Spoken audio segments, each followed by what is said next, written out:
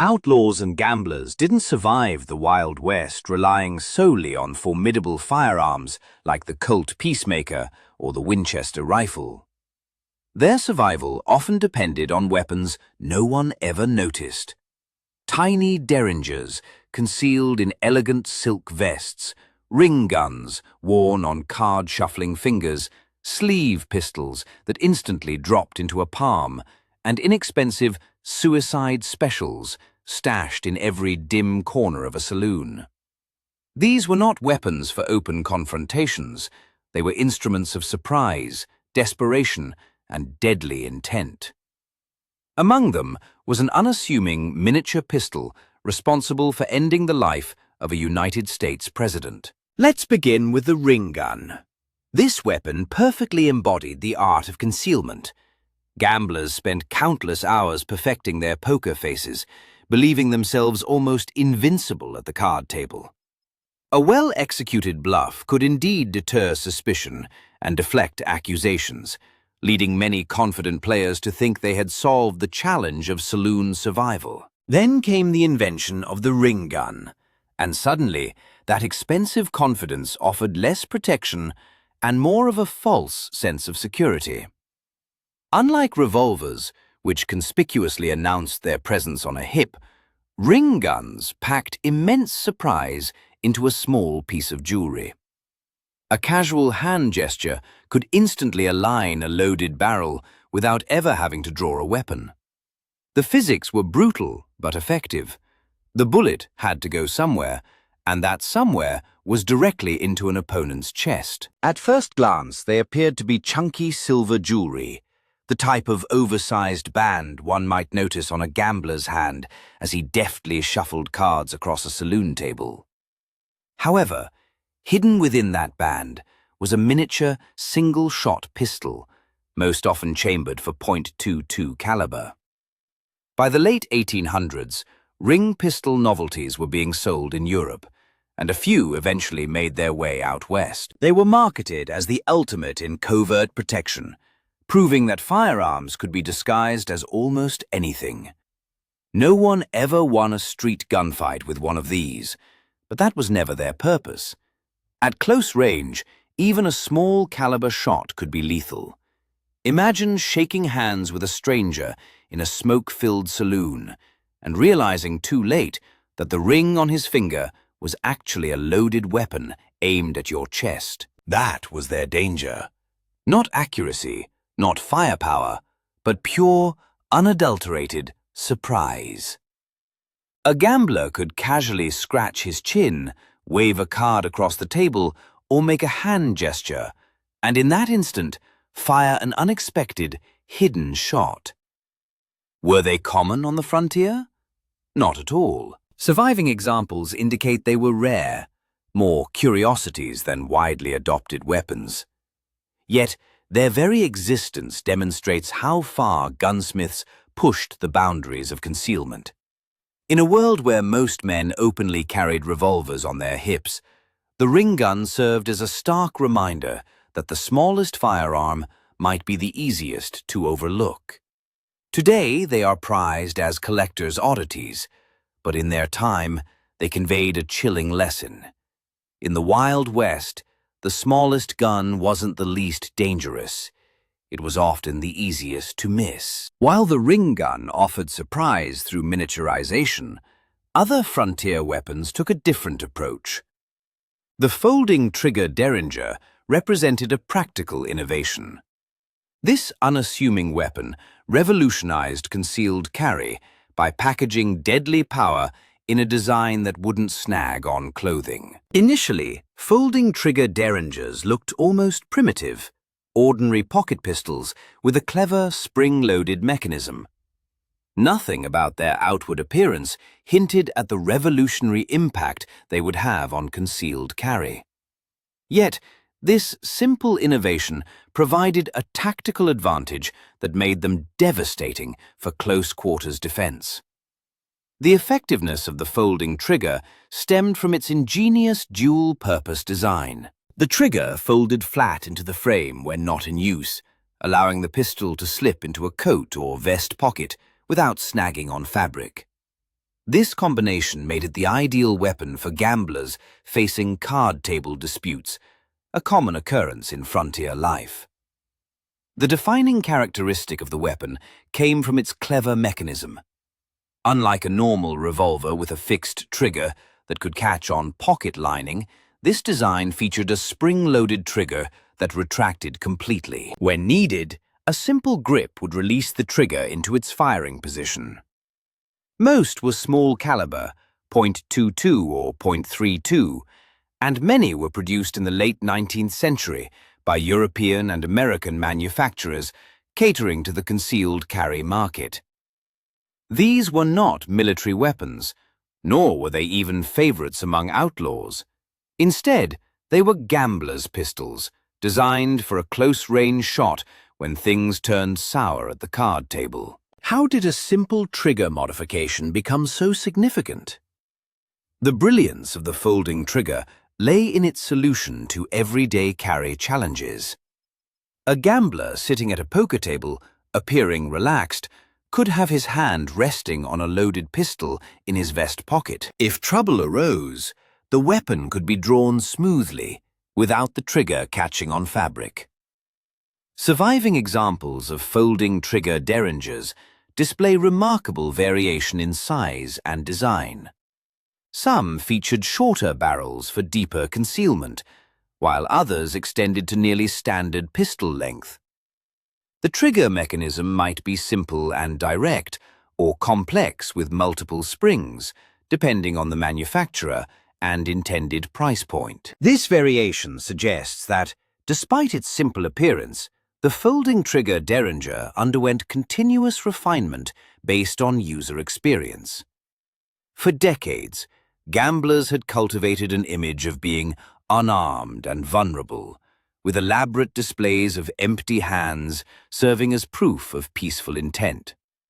The folding trigger derringer shattered this assumption by demonstrating that a simple innovation could overcome practical obstacles. After these became common, chronicles record a notable shift in how people approached card games, with newfound caution tinged with suspicion. Manufacturing a folding trigger derringer required minimal specialized expertise compared to more complex weapons. A competent gunsmith could modify existing pocket pistol designs to incorporate the folding trigger mechanism. This accessibility allowed numerous small manufacturers to produce these weapons. The folding trigger also influenced concealed carry methods. Unlike revolvers that demanded careful positioning in holsters, effective use of the folding trigger derringer simply required a pocket. This simplified carry transformed groups of nervous gamblers into confident players capable of defending themselves if disputes turned violent. The weapon's legacy extends beyond the frontier period. The concept of eliminating snag points on concealed carry weapons influenced pistol design for generations. Later weapons incorporated similar principles of smooth profiles and recessed components. Even as more sophisticated designs emerged, the folding trigger derringer remained in use among those who valued deep concealment well into the 20th century. While the folding trigger derringer empowered gamblers with its practical design, other frontier weapons took concealment to new extremes. The Sharp's four-barreled derringer embodied extravagant firepower. This compact weapon dominated close-quarters encounters through its sheer volume of fire and the devastating surprise it delivered in the hands of skilled users. If the ring gun represented frontier concealment through miniaturization and the folding trigger epitomized frontier practicality in action, the Sharp's four-barreled derringer was frontier firepower in a pocket-sized package. This weapon translates to pocket shotgun, a straightforward name for a weapon that was anything but simple. These compact pistols measured just a few inches long, with some exceptional specimens barely larger than a man's palm. The barrels alone were stacked 2 over 2 in a fixed configuration, each chambered for .22 or .32 rimfire cartridges. These were not just multi-shot pistols. They were portable insurance policies disguised as pocket guns. When your pistol could fire 4 times without reloading from a package smaller than most single-shot derringers, you weren't just making a statement about your preparedness. You were possibly overcompensating for the absence of a holstered Colt. But at card table distance, who's counting? The design of a typical Sharps 4-barrel derringer was ingenious. Instead of a rotating cylinder, the gun employed a unique firing system. A single hammer and firing pin that slid to strike a different barrel with each pull of the trigger. That meant 4 shots, one after another, from a pistol small enough to vanish inside a gambler's vest. This might not sound particularly impressive until you consider the advantage in a saloon confrontation. Modern tests with authentic Sharps derringers have shown that even trained shooters struggle to reload a single-shot derringer in under 10 seconds. The 4-barrel design eliminated that vulnerability entirely. Christian Sharps, the same gunsmith famous for the big-bore Sharps rifles used by buffalo hunters, created this little derringer for a very different market. These professional gamblers and travelers emerged in the mid-1800s and quickly gained a reputation as some of the frontier's most prepared individuals. Within gambling circles, owners of Sharps 4-barreled derringers received a certain respect due to the firepower and forethought required to carry such a weapon. This reputation drew the most cautious and prepared individuals to purchase these pistols, earning them informal status as symbols of serious intent. Primary sources describe the specialized role these pistol wielders played in saloon disputes. Rather than engaging in conventional quick-draw contests, Sharps derringer users often served as the final word in arguments, producing their multi-shot weapons when others had exhausted their single shots. The extended range of the Sharps 4-barrel allowed its wielder to maintain a stream of fire while adversaries were frantically reloading. This previously unheard-of sustained firing capacity in a pocket pistol suddenly elevated the gambler armed with a Sharps derringer to the most formidable individual at the table. The design of the Sharps 4-barrel evolved throughout its manufacturing period. Early versions resembled stacked single-shot pistols, but later iterations incorporated specialized features to enhance reliability. A notable improvement was the integration of a rotating firing pin that automatically aligned with the next barrel, ensuring consistent ignition. Many Sharps derringers also featured decorative grips, often with mother-of-pearl or ivory inlays, projecting an image of affluence and refinement. These elaborate details transformed the pistol from a mere defensive instrument into a status symbol that could both impress and intimidate. It was the frontier equivalent of a luxury timepiece that also happened to discharge 4 rounds. An observer noted how card players would visibly relax upon seeing a Sharps 4-barrel placed on the table, understanding that any attempts at cheating would be met with an overwhelming response. The distinct silhouette of the 4-barrel derringer, especially when casually positioned beside a stack of chips, conveyed an aura of serious intent that could avert disputes before they even began. Half of its deterrent effect was psychological. When you encounter someone with what amounts to 4 firearms in one, folding your cards and withdrawing suddenly appears to be a prudent decision for your future. Proficiency with the Sharps 4-barrel necessitated different techniques compared to single-shot derringers. Surviving gambling manuals illustrate specific strategies for managing the weapon's sequential firing. Users learn to regulate their shots rather than expending all 4 barrels immediately, thereby maintaining the threat of additional rounds to control situations.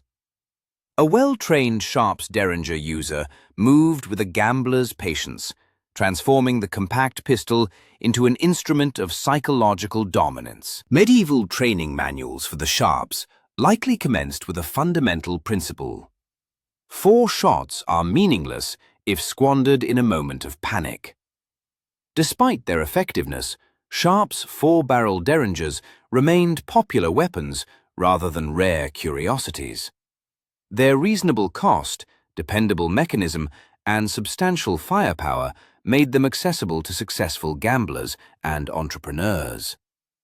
A high-quality Sharp's derringer commanded approximately a month's wages for a working man, rendering them expensive, but not prohibitively so, for those whose livelihoods depended on personal security. When your weapon is as costly as a fine horse, but fits into your waistcoat pocket, the investment makes sense for anyone who spends their evenings in saloons. These compact pistols saw active service for longer than might be expected, with documented use extending into the early 20th century, long after the frontier had closed. This longevity attests to their continued efficacy, even as larger revolvers became more prevalent. The Sharp's 4-barrel was particularly favored by riverboat gamblers and traveling salesmen, where both concealment and firepower were crucial. Nothing conveyed the message that this transaction is non-negotiable, quite like a man with a 4-barreled surprise in his pocket. Existing examples showcase remarkable craftsmanship alongside their compact dimensions. Museum specimens often feature intricate etching, maker's marks, and complex mechanisms that highlight the precision involved in crafting these weapons. The classic Sharp's 4-barrel silhouette became recognizable among those in the know, with its distinctive stacked barrel configuration serving as an unmistakable warning. While the Sharp's 4-barrel represented the pinnacle of concealed firepower through clever design, frontier weapon makers also devised specialized tools for more aggressive purposes. The knife pistol embodied a dual-threat capability. This hybrid weapon dominated close-quarter engagements through its sheer versatility and the devastating options it provided in the hands of desperate combatants. Knife pistols were hybrid weapons that merged 2 of the frontier's most iconic tools into a singular, lethal package, earning them the moniker, "the blade that fired back." Ostensibly, they resembled oversized Bowie knives, with long steel blades and robust grips. However, integrated into the hilt or handle was a single-shot pistol barrel, transforming a blade into a firearm with the squeeze of a trigger. The concept was not entirely novel. Knife pistols had emerged in Europe earlier in the 19th century, and a few were produced in America as well. By the era of the Wild West, some Confederate officers had carried them during the Civil War, and examples subsequently trickled westward. They were never commonplace, more a curiosity of gunsmithing than a weapon you would regularly encounter on every frontier street. Yet they existed, and their reputation grew due to their inherent intimidation factor. Imagine confronting a man in a knife fight, only to realize too late that the weapon in his hand was more than just a blade. At close range, a concealed pistol shot could end the encounter before the knife was even swung. This dual-purpose threat made the weapon terrifying, despite its rarity. In practice, knife pistols suffered from significant drawbacks. They were cumbersome, awkward to carry, and difficult to reload. You had one shot, perhaps 2 if the design was more advanced, before reverting to using the blade. Consequently, they never supplanted dedicated pistols or knives. Nevertheless, for the gambler or drifter seeking something unusual and intimidating, the knife pistol perfectly filled that niche. Today, surviving examples are highly prized by collectors, valued for their unusual craftsmanship and scarcity, serving as reminders of an era when gunsmiths experimented with almost anything, and when intimidation was sometimes as valuable as functionality. And if a blade that discharged a bullet wasn't peculiar enough, the sleeve gun returned to pure concealment. One of the most theatrical concealed weapons of the Wild West, carried by gamblers who savored dramatic reveals, was the sleeve gun. Sometimes referred to as the trickster's draw, it wasn't a singular model, but rather a category of concealed pistols mounted on spring-loaded mechanisms that could effortlessly extend from beneath a coat sleeve into the user's hand. The concept was straightforward. Conceal a miniature derringer or pocket revolver under the sleeve, affixed to a sliding rig. With a flick of the wrist, or by pressing a hidden release, the pistol would drop into the palm, ready to fire. In theory, it afforded a gambler or outlaw the element of surprise, a hidden ace in a saloon confrontation. Most surviving examples are 19th-century curiosities, often improvised or custom-made rather than factory standard. The concept gained fame later thanks to Hollywood, particularly gangster and spy films, but its origins lay in the Victorian fascination with disguised and concealed weaponry. In the Wild West, sleeve guns were not common, but they did exist. Tiny derringers and suicide specials could easily be integrated into sleeve rigs. The trade-off, of course, was reliability. Springs would break, pistols would jam, and drawing a gun from beneath your coat was not always as seamless as fiction portrayed it. Still, the psychological impact was undeniable. A man might appear unarmed at a poker table until, with one swift flick, a pistol was suddenly in his hand. In a world where appearances dictated survival, such trickery could make all the difference. Today, sleeve guns are primarily remembered as stage props rather than practical weapons. However, they reveal something crucial about the frontier. It wasn't solely about who had the quickest draw on Main Street. Sometimes it was about who had the most unexpected one. A weapon concealed in your sleeve was perilous, but the Philadelphia Derringer gained darker notoriety. A single-shot pistol, forever linked to one of the most infamous moments in American history. The Philadelphia Derringer was the pocket pistol instantly recognizable to everyone in the mid-19th century. Diminutive, concealable, and devastating at point-blank range, which is precisely why it earned the grim distinction of being the weapon that altered a nation. The pistol that fired is preserved today at Ford's Theatre National Historic Site, a somber, tangible reminder of how a small, concealable firearm could change the course of history. That incident solidified the Derringer's reputation. Suddenly, this gambler's backup became an instrument of political violence. Yet, outside of that dark chapter, the Derringer's story is less sensational and more pragmatic. It was neither a duelist's weapon nor the tool of legendary gunfighters. It was a private instrument intended for emergencies. Its popularity stemmed from its reliability and concealability, not its battlefield power. As it necessitated the user to be in extremely close proximity, its very effectiveness relied on surprise. The same principle that rendered so many hidden guns dangerous on frontier streets and in saloons. Collectors now highly value original Philadelphia Derringers for their historical weight and craftsmanship.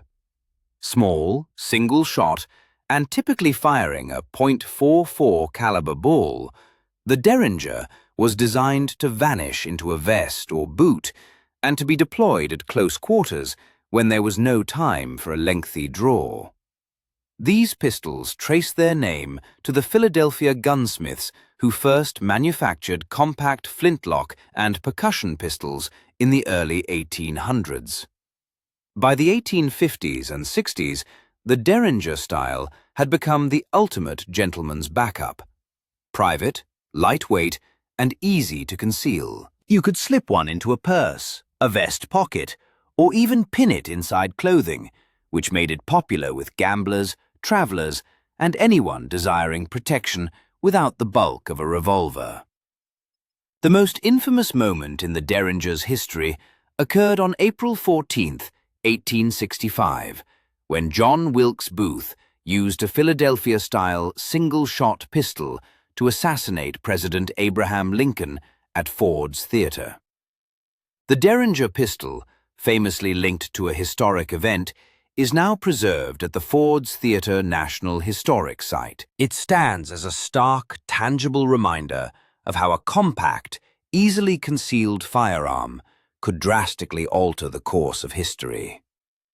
That particular incident solidified the derringers' notoriety. Suddenly, this gambler's last resort transformed into an instrument of political violence. Yet, beyond that somber chapter, the derringers' narrative is less sensational and more pragmatic. It was not a weapon for duels, nor the favored tool of legendary gunfighters. Instead, it served as a personal defense item meant for emergencies. Its widespread appeal stemmed from its dependability and ease of concealment, rather than its power on a battlefield. Its efficacy hinged on surprise, necessitating extreme close proximity between the user and the target. This inherent principle made many hidden firearms perilous in frontier towns and saloons. Today, collectors deeply value original Philadelphia derringers for their historical significance and craftsmanship. However, on the frontier, they were merely commonplace, discreet, and lethal if one found oneself within arm's reach. If the Philadelphia derringer demonstrated how an unseen shot could change everything, the overcoat pistol took everyday concealment and transformed it into the preferred shadow weapon. Overcoat pistols were the clandestine arms of the underworld, earning the moniker the assassin's revolver. Unlike the conspicuous Colts brandished openly on the hip, these petite revolvers were engineered for invisibility, tucked into coat linings, concealed in pockets, or strapped where they remained unseen until it was too late. They typically featured short barrels and were often chambered in .22, .32, or .38 calibers. Numerous companies manufactured them in the late 19th century, ranging from renowned firms like Colt and Smith & Wesson to countless smaller producers of what became known as suicide specials.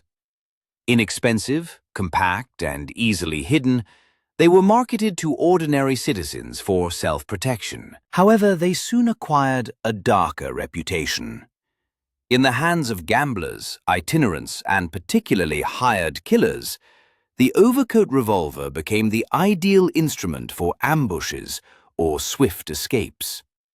Unlike the bulky six-shooters fastened to a gun belt, these pistols could be silently drawn and employed at close quarters, often before a victim even realized a weapon was present. They lacked power at a distance, but at saloon range, they were lethal. Frontier law enforcement understood their peril.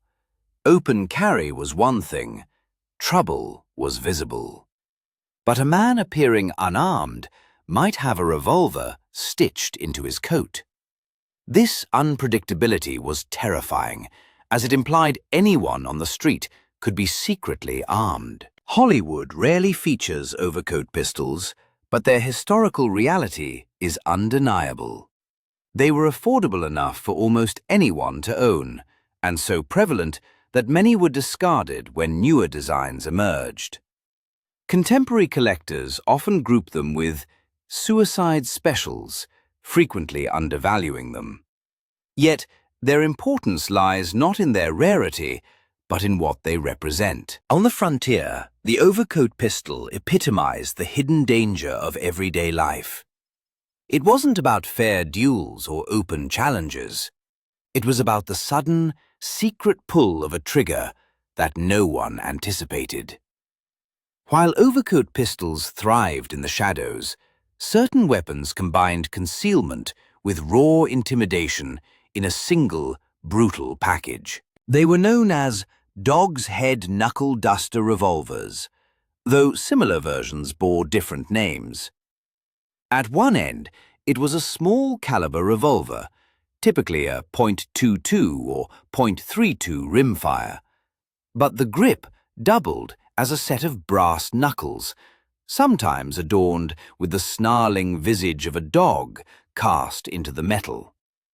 It was the quintessential brawler's weapon. In a boisterous saloon, a man could deliver a punch with the heavy brass grip, then immediately follow it with a point-blank shot. This combination made it both feared and infamous on the frontier. The design originated in the late 19th century, when firearm manufacturers experimented with hybrid weapons. They were sold in large quantities, often cheaply, and became popular among gamblers, drifters, and anyone seeking an extra layer of security in a barroom brawl. However, despite their terrifying concept, in practice they were unwieldy. The revolvers were usually underpowered, and the knuckle grip was cumbersome to carry. Still, their psychological impact was profound. Witnessing someone draw one instantly conveyed that you faced both a fist and a firearm. Hollywood seldom depicts these hybrid weapons, yet in the lawless reaches of the West, they were an ingrained part of the culture of intimidation.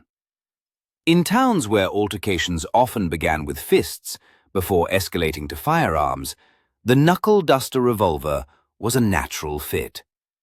Collectors today appreciate them as curiosities, not for their efficacy, but for their unconventional design. They serve as a reminder that frontier weapons weren't always about precision or elegance. Sometimes they were solely about raw intimidation. Would you prefer to confront a revolver or a pair of brass knuckles with a revolver attached?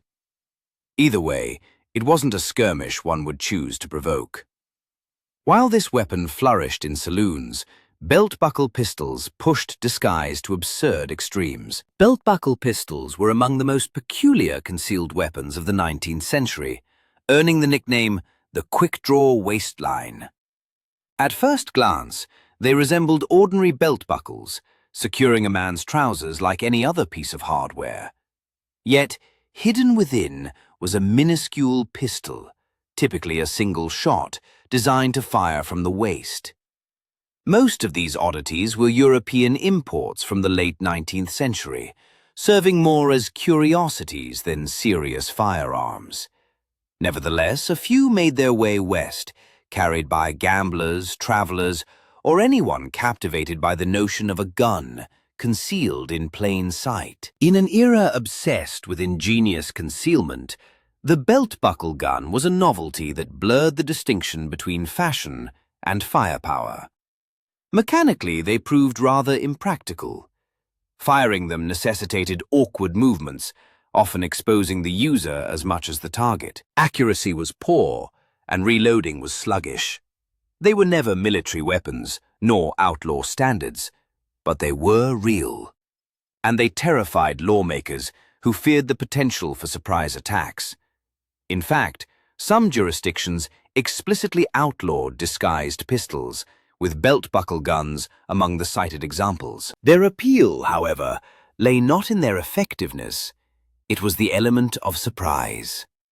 Imagine facing a man who appeared unarmed, only for him to suddenly lean forward and a shot erupted from his belt buckle. Even if they were inefficient, they carried a psychological weight that rendered them far more intimidating than their diminutive size suggested. Today, belt-buckle pistols are exceedingly rare, primarily preserved in private collections or museums as oddities of firearms history. They embody the extremes of Victorian ingenuity, proof that the obsession with hidden weapons knew no bounds. A gun disguised as a belt buckle might sound strange, but the Ethan Allen pepperbox propelled firepower to chaotic extremes with its cluster of rotating barrels. This was the Ethan Allen pepperbox, often dubbed the revolver with too many barrels.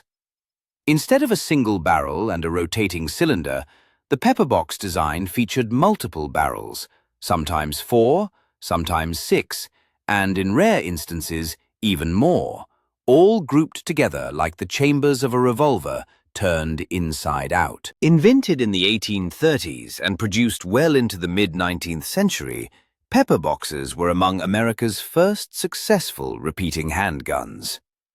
Ethan Allen, a Massachusetts gunsmith, became the most renowned manufacturer, producing thousands of these pistols in .31 and .36 caliber. By the time of the Wild West, they were somewhat antiquated, but they were still carried, particularly as backup weapons, well into the 1860s and 70s. The pepperbox functioned by rotating the entire cluster of barrels with each pull of the trigger, aligning a fresh barrel with the hammer. It provided a frontier traveler with multiple shots without the need to reload. However, it came with a reputation: heavy, clunky, and occasionally hazardous to the shooter. A poorly timed mechanism could discharge more than one barrel simultaneously, a flaw that made the gun both feared and ridiculed. Despite these risks, pepperboxes were popular because they offered what no other small handgun could at the time: repeating fire. Outlaws, settlers, and even some lawmen tucked them into coat pockets as a secondary weapon. They were never as elegant as the Colt revolver, but in a close-range confrontation, the pepperbox could be devastating. Collectors today view the pepperbox as an evolutionary dead end, but it laid the groundwork for true revolvers. And in the saloons of the frontier, its bulky, multi-barreled frame earned it a reputation as both a curiosity and a very real threat. But what if one desired multiple shots without the bulk? The classic gambler's derringer became the answer, the great equalizer at the card table. If there was one hidden gun that epitomized life on the frontier, it was the classic derringer. So renowned in saloon lore, it earned the nickname the Great Equalizer. Unlike the curiosities and oddities we've discussed, derringers were the firearm of choice for gamblers, con artists, and ladies seeking discreet protection in a world where danger lurked behind every poker hand. Small, with single or double barrels, and typically chambered in calibers ranging from .22 to .41, these pistols could be tucked into a vest pocket, slipped into a lady's garter, or hidden in a boot. They were not designed for protracted duels or open street confrontations. They were crafted for moments of desperation, when a man needed to tip the scales in his favor with one sudden shot. In smoky saloons across the West, gamblers thrived on reputation, bravado, and bluffing. But when words and cards failed, the derringer was the hidden ace. One moment, a gambler's hands rested casually on the felt. The next, a pistol was in his palm, aimed across the table. It wasn't about sheer firepower. It centered on shock and terror, serving as a leveler. It offered a fighting chance to those who otherwise possessed none. Derringers were commonplace, not novelties. Companies such as Remington and Colt mass-produced them, specifically targeting civilians seeking a discreet self-defense tool. They were particularly favored by women, who often carried them in handbags or concealed beneath their attire during an era when openly displaying a Colt revolver was socially unacceptable. Hollywood occasionally captures this accurately. You'll often witness a gambler drawing a derringer during an intense card game. However, films typically underestimate their widespread prevalence. In the West, nearly everyone knew someone who carried one. Today, classic derringers remain iconic symbols of frontier life, not due to their superior power, but because they represented the most practical hidden weapons. While the gambler's derringer was a daily staple, The Remington double derringer perfected this design. The Remington double derringer emerged as one of the 19th century's most iconic pocket pistols, earning the moniker the gambler's favorite. Unlike peculiar devices such as knife pistols or belt-buckle guns, this weapon proved practical, dependable, and genuinely common on the frontier. Introduced in 1866, the Remington double derringer featured two barrels stacked in an over-under configuration. A simple hinge allowed the user to load two cartridges, typically .41 rimfire, a surprisingly potent round for such a compact pistol. With its capacity for two swift shots and a small frame, it became the preferred weapon for gamblers, women, and anyone requiring protection without the burden of a heavy revolver on their hip. The brilliance of its design lay in its simplicity. A single trigger pull fired the top barrel, another discharged the bottom. This enabled the owner to fire twice in quick succession, often sufficient to escape a perilous situation or deter an aggressor. The double derringer's popularity endured for decades, with Remington continuing its production until the 1930s, a testament to the public's trust in its design. On riverboats, in mining camps, and within smoky saloons, it was a weapon one could rely on for easy concealment and effective use when it mattered. Hollywood frequently overlooks it in favor of cult peacemakers, but in reality, many ordinary men and women in the Wild West carried derringers like this one. Its compact size allowed it to fit inside a boot, vest, pocket, or purse, and its two barrels provided just enough firepower to be taken seriously. Today, collectors recognize the double derringer as one of the most successful concealed pistols of the 19th century.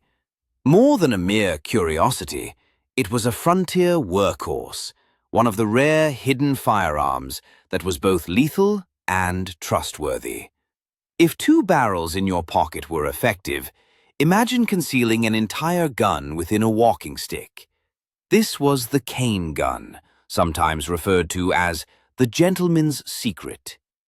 Outwardly, it appeared as an ordinary walking stick, polished wood, a metallic tip, perhaps even a carved handle. Yet hidden within was a gun barrel, ready to fire at the press of a concealed trigger.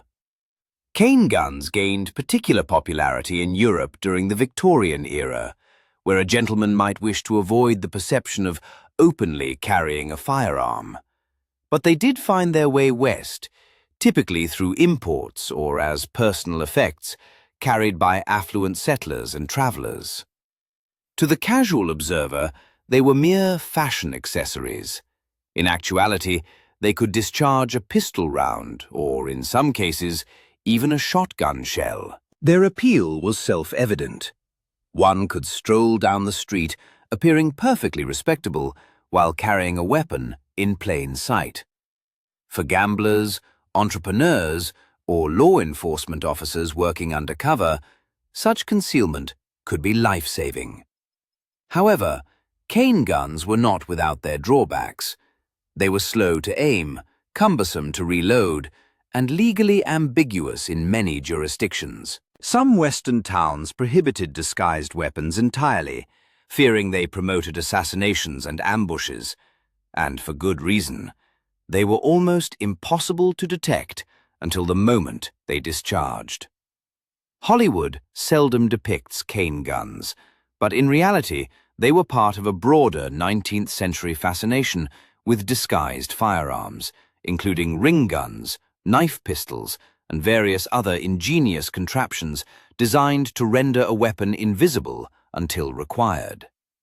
Today, surviving cane guns are highly sought-after collector's items, valued for their craftsmanship and distinctive design. Yet, in the Wild West, they embodied a perilous truth. The man casually leaning on his walking stick might not be unarmed at all.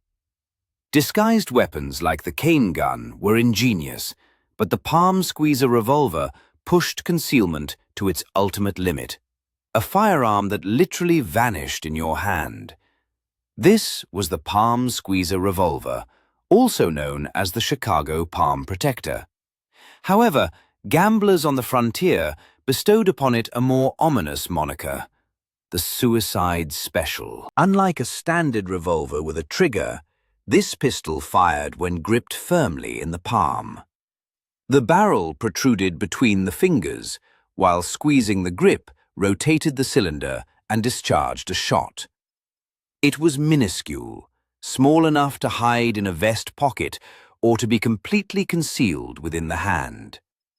Most were chambered in .32 rimfire. While not particularly powerful, they were ideal for close-range defense. At card tables, where distance was inconsequential, that was all that was needed.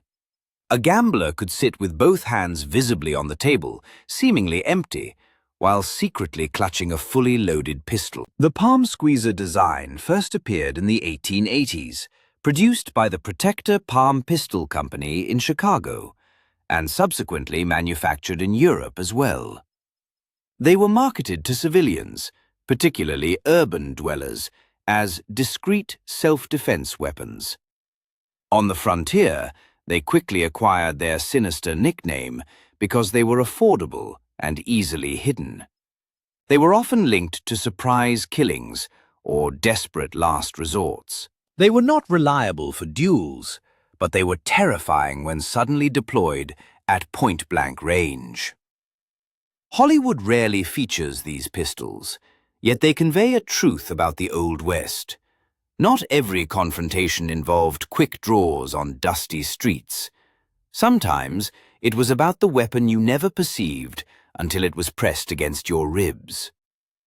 Today, collectors value Palm Squeezer revolvers for their unique mechanism and rarity, but their lesson remains chilling. In the Wild West, even a handshake could conceal a loaded gun. And this brings us to number 1, the most feared concealed weapon on the entire frontier. At the very top of the list is not the rarest or the most elaborate, but the most widespread concealed weapon of the 19th century. The inexpensive, small revolvers known as suicide specials. These were not crafted by Colt or Remington. Instead, they emerged from numerous small factories across America from the 1870s onward, quickly manufactured and sold cheaply, often for just a few dollars. Most were 5- or 6-shot revolvers chambered in .22, .32, or .38 rimfire. They were compact enough to slip into a pocket, light enough to carry unnoticed, and common enough that almost anyone could obtain one. Unlike finely crafted Colts, suicide specials were crudely made. Their components wore out rapidly, their triggers were unreliable, and their barrels often fired off-center. Yet, they sold in the tens of thousands, marketed to civilians seeking affordable protection in an unpredictable world. On the frontier, their presence permeated every corner. A gambler might keep one as a last resort. A drifter might purchase one in town as his sole means of defense. Even townspeople who never carried a full-sized revolver sometimes had a suicide special tucked into a coat pocket. Their sheer ubiquity gave them a reputation far surpassing their quality. People feared them not for their power, but because anyone, anywhere, might possess one, hidden away. Law enforcement officers detested them for the same reason. One could easily spot a Colt peacemaker on a man's hip, but a suicide special vanished into clothing, awaiting a desperate moment. This unpredictability rendered them as formidable as any large iron revolver. Collectors today often dismiss them as mere junk, and many surviving examples are in poor condition. Historically, however, they held far more significance than their quality suggested. They represented the darker aspect of concealed carry, a reminder that in the Wild West, the most terrifying gun was not always the most accurate or the most expensive. It was the one you never saw until it was pressed against your ribs. And that is why suicide specials earned the #1 spot as the hidden gun everyone feared.